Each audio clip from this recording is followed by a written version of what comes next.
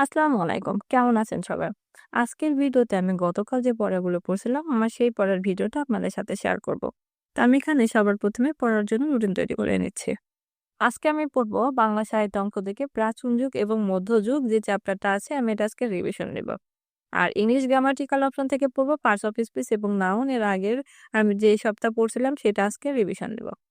আর বাংলাদেশ বিষয়াবলী থেকে আজকে পড়বো হচ্ছে ইতিহাসের উপাদান থেকে সেন রাজাদের ইতিহাস পর্যন্ত এই চ্যাপ্টার যে ৩ টা চ্যাপ্টার আছে সেটা আজকে আমি রিভিশন দিয়ে নেব।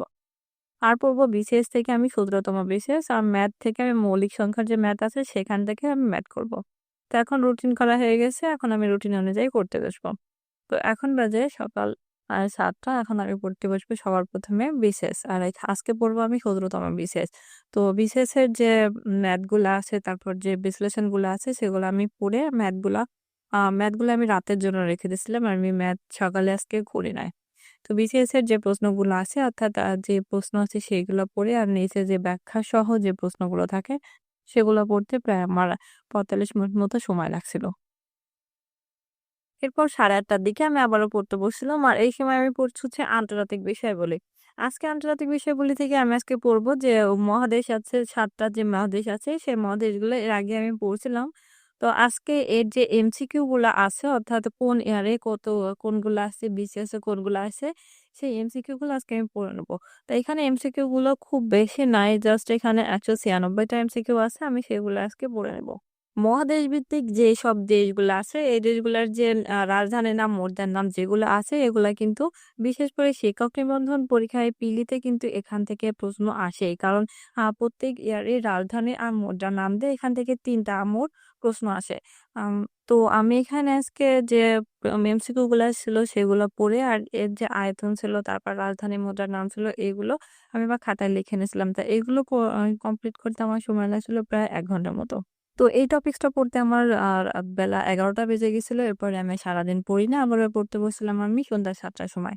আর এই সময় আমি পড়ছিলাম হচ্ছে বাংলা সাবজেক্ট। আর বাংলা সাবজেক্ট থেকে আজকে পড়বো আমি আদি যুগ বা প্রাচীন যুগ থেকে শুরু করে মঙ্গল কাব্যের আগ পর্যন্ত অর্থাৎ মধ্যযুগ আর প্রাচীন যুগ যে পুরো সপ্তাহটা আমি এবার পড়ছিলাম, সেই পুরো সপ্তাহের পড়াটা এখন আজকে আমি রিভিশন দেব।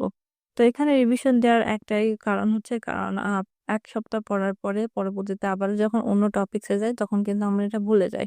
এজন্য আমি প্রত্যেক সপ্তাহে যেটা পড়ি সেটা আমি প্রত্যেক শুক্রবারে আবার সেটা রিভিশন দিয়ে নিই।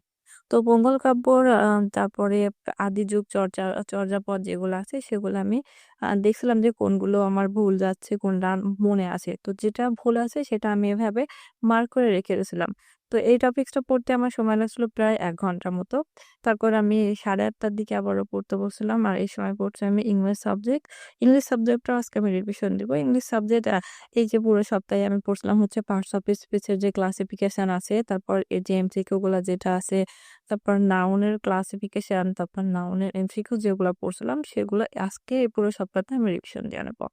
তো নাউনের যে ক্লাসিফিকেশন যেগুলো আছে এগুলা রিভিশন দিয়ে তারপরে যেগুলো আমার হচ্ছে না আবার আন্ডারলাইন করে লাল মার্ক করে রাখতে প্রায় এগুলো সময় লাগছিল আমার ১.৫ ঘন্টার মতো। এরপরে আমি আ ১০টার দিকে ম্যাথ করতে বসছিলাম। আর আজকে আমি ম্যাথ করছি হচ্ছে মৌলিক সংখ্যা থেকে। মৌলিক সংখ্যার যে বিভিন্ন বিভাজ্য যে অঙ্কগুলো আছে, তারপরে মূলদ সংখ্যার যেগুলো আছে, এখান থেকে আজকে আমি ম্যাথ করছিলাম হচ্ছে ২৫ টার মতো। তো ১১টা পর্যন্ত ম্যাথ করার পরে এরপরে আমি আর পড়ি না। এখন আমি খেয়ে-দেয়ে ফ্রেশ হয়ে ঘুমাইতে যাব। তো এই ছিল আমার পড়ার ভিডিও। পরবর্তী দিন আমি আবার আমার আরেকটা পড়ার ভিডিও আপনাদের সাথে শেয়ার করব।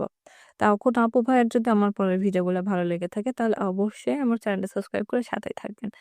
আজ এ পর্যন্তই। সবাই ভালো থাকবেন, সুস্থ থাকবেন আর আমার জন্য দোয়া করবেন। আল্লাহ হাফেজ।